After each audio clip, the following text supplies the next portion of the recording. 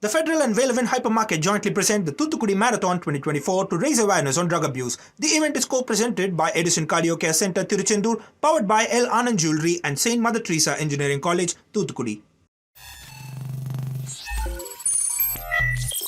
Hello and welcome to the Federal. The recently concluded Parliament session reflected the growing importance of NDA partners in the ruling alliance. Today we have with us Dr. Amit Dholakia. He is a Gujarat-based political analyst and a political science professor to discuss how the NDA partners are asserting themselves in the new political environment. How do you assess the performance of the NDA in the Parliament session? The critics of the BJP claim that it was too dependent on JDU and TDP in the Parliament. This question relates not just to the functioning of the present parliament, but rather it is concerned with the larger shift that has occurred in Indian politics after the last Lok Sabha results came out. For 10 years, we had one party dominant system both inside the parliament and outside the parliament. And we didn't see the opposition's voices, opposition's concerns, and opposition's demands being taken seriously by either the speaker or by the ruling party members and the government. Since last 2 months, ever since the first session of the parliament, 18th parliament was held around the end of June 2024, we have witnessed a very different phenomenon.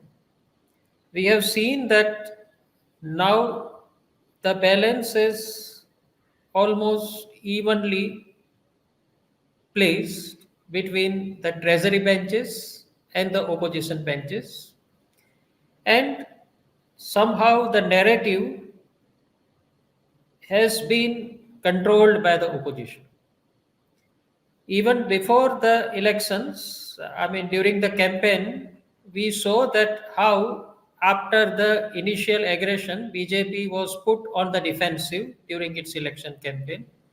And somehow during the last 2 months, in both the sessions of the parliament, that is the opening session and the ongoing current monsoon and the budget session, we find that the campaign mode of both the alliances, that is the India Alliance and the NDA, continues inside the parliament. More or less the narrative is the same, and BJP has been put on the defensive on many counts.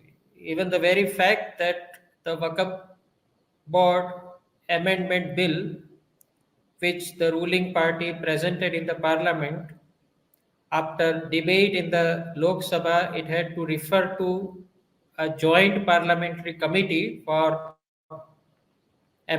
amendments and suggestions, indicates that in the times to come, it's not going to be easy for NDA and the BJP to push many bills which are very crucial with respect to the larger concerns that the BJP, that the opposition has raised in the parliament. So, it is going to be very, very challenging for the ruling party to ensure the business as usual goes on inside the parliament. Over to you, Mr. Verma. Sir, since you talked about the Works Board Amendment Bill, I have two questions on that. One, the NDA partners were seen being more assertive and they ensured that the bill goes to the JPC. And my second part of the question is, do you think BJP will now have to get all bills cleared by the NDA partners first and then get it tabled in the parliament? Certainly, the bills which are of fundamental importance with respect to the constitutional principles relating to the rights of the people, rights of the communities in the India, I think such bills will have to be referred to not just to the NDA partners, but it would be good to hold an all-party meeting before presenting these bills for discussion inside the parliament. Even on the Waqf board, we found that TDP was silent in supporting the government's proposal. Even JDU, its minister initially seemed to be in favor, but later on it seems that JDU has also developed cold feet because it concerns the matter of minority rights in the country and it requires a larger consensus. So, the takeaway from the Waqf for discussions inside the Lok Sabha and the Parliament and the reference to the Joint Parliamentary Committee, the takeaway is that India now needs a more consensus based parliamentary politics rather than a highly confrontationist parliamentary politics, which would end up further dividing the polity and the political parties. So, consensus is required not just within the NDA but on crucial bills, whether it is Waqf board or in future, as BJP has promised, even bills concerning, say, any aspect of civil code or personal code in India, I think it would be a good parliamentary convention to hold all party meet first, thresh out the major areas of difference, and then go to the parliament for formal deliberation and passage of the bill. But of course, the other bills, other bills which are of relatively less significance in terms of the political constituency of the opposition and the social basis of the opposition, I don't think such bills would face much rough weather as far as the parliamentary discussions or the passage of the bills are concerned. Yes, Mr. Verma. Sir, the opposition parties have been more assertive, and the BJP leaders now complain that they are not being allowed to speak in the House. Even Prime Minister Modi also complained that his voice was not being heard. How do you look at these allegations?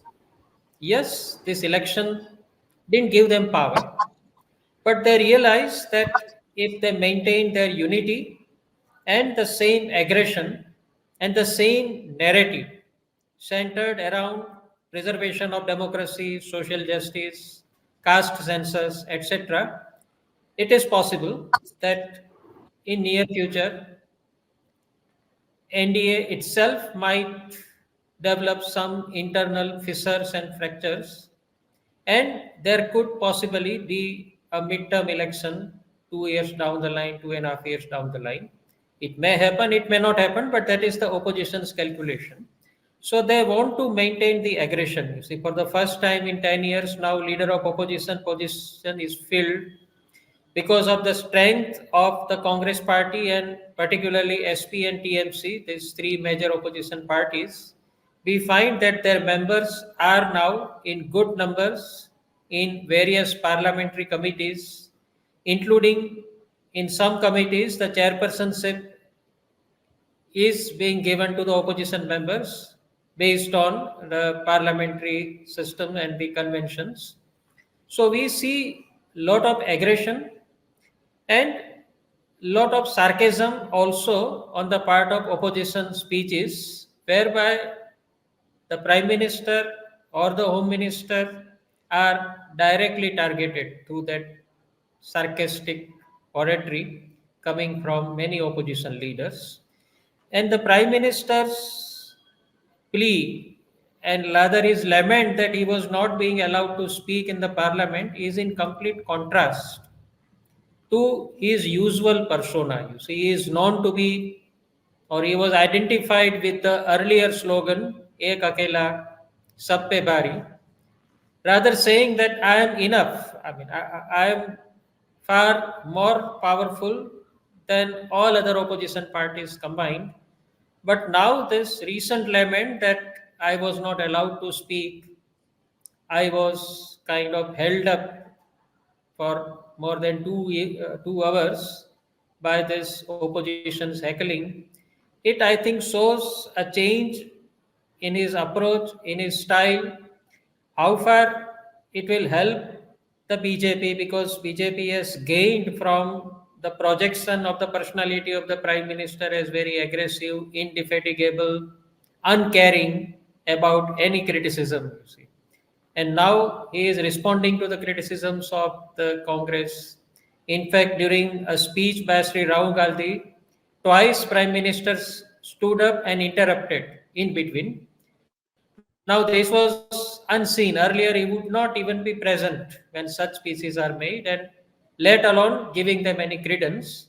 So, there is definitely, I think, a qualitative change in the way the opposition is functioning in the present parliament, as well as the ways BJP is trying to tackle the parliamentary politics in the Lok Sabha in particular. Yes, Mr. Verma. So the BJP and NDA lack majority in Rajya Sabha. Earlier, parties like YSRCP or Biju Janata Dal used to help BJP, but that is no longer the case. My question to you is, how difficult is it going to be for BJP to manage like-minded parties? Absolutely. I think the challenge is not just in the Lok Sabha, where the difference in numbers is not very large. 30, 40 members from NDA partners deciding to remain absent or deciding not to vote in favor of a bill can actually bring down not just the bill but the prestige of the government.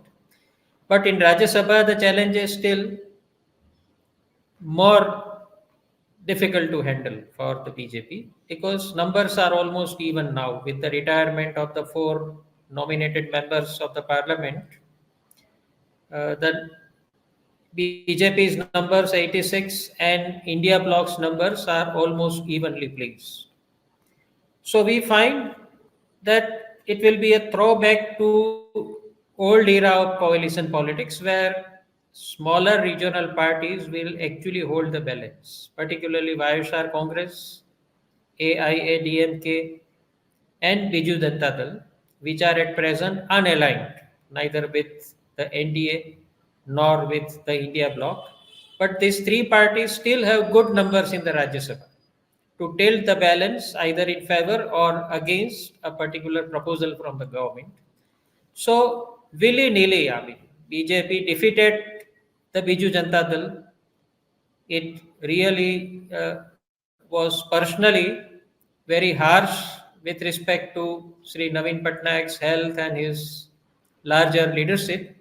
But for passing the bills in the Rajya Sabha, 9 MPs of the BJP would matter, YSR Congress MPs would also matter. But if it falls back on YSR Congress, again TDP will get displeased. So it is going to be a tightrope walk for BJP inside the Rajya Sabha also, and a throwback to the multi-party system and the assertion of regional parties.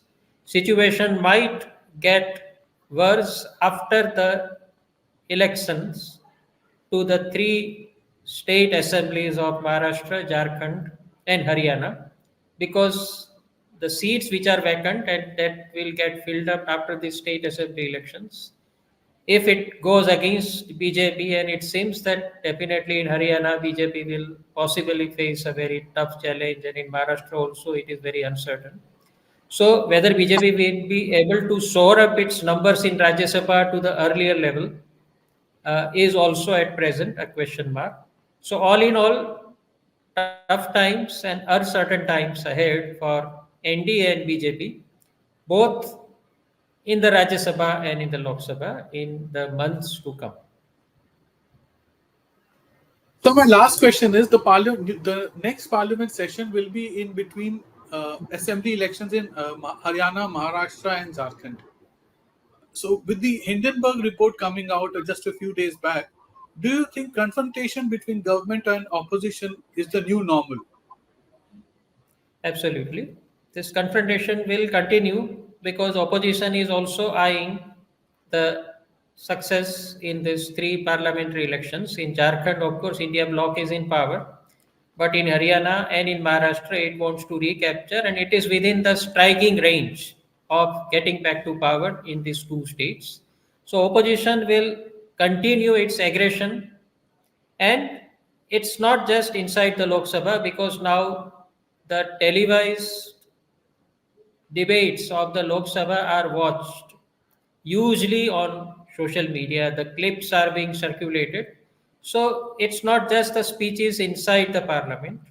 The speeches are actually meant for circulation on the social media after editing the required clips and so on, and it impacts the electorate and its psyche. So the confrontation will continue, not just on the Hindenburg report, but many other issues to come, particularly the price rise and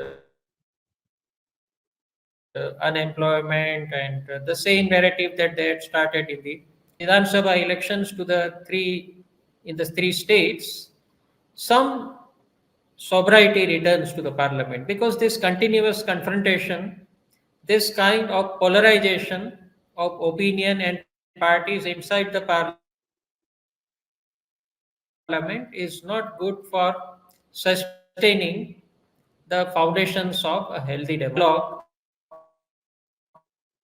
We need some reconciliation. And I think the onus lies on the chairpersons of both the houses, because even in the last 2-3 months,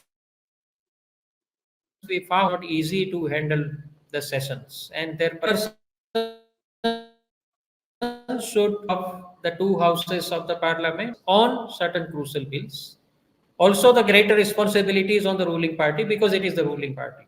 Sri Atal Bihari Vajpayee, when he was Prime Minister, I think his style of working in the parliament, his consensus oriented approach, his reaching out to opposition ranks, to Srimati Sonia Gandhi, and even to communist leaders like Indrajit Gupta and Somnath Chatterjee, through personal appeals, through personal friendship. And that is how we built the consensus during the NDA government led by Sri Vajpayee. So I think somewhere BJP will need to take a leaf out of Sri Vajpayee's functioning both as opposition leader and as prime minister, to see how bridges can be built with opposition with respect to certain crucial bills which are in the interest of the country and in the interest of the people. Such bills should not suffer because of this continuous political confrontation between the parties. Thank you, Dr. Dholakia. It was a pleasure talking to you.